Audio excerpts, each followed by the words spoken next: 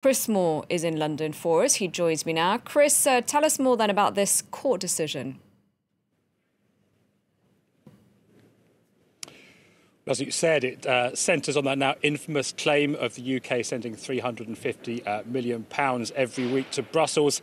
That was a key part, really, of many Brexiteers' argument, and the mathematics have since been called into question. Now, this case was brought about by a 29-year-old businessman after a crowdfunding campaign. He says it's got nothing to do with delaying Brexit, but as you were saying just there, Boris Johnson and his legal team getting their defence in early, saying all of this is effectively a stunt, an anti-Brexit plot. The judge today not setting a date for this case, but ruling that there is a case for Boris Johnson to answer. Chris, how might this affect the race to take over from Theresa May as Prime Minister?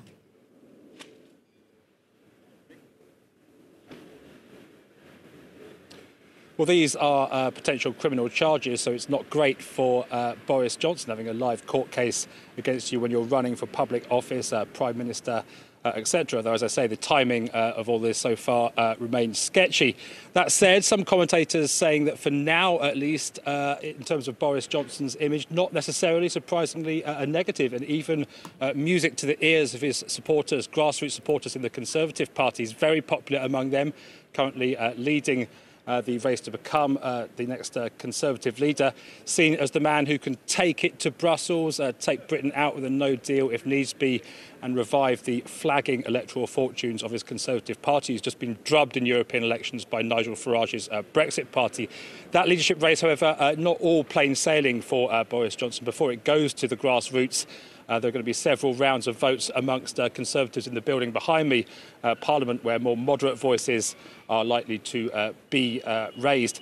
That said, none of this ends in any way the turmoil in the Conservative Party. As I said, electorally very much on the back foot, and it's likely to be a brutal leadership race with the early contenders pulling the party towards an ever more hard Brexit position.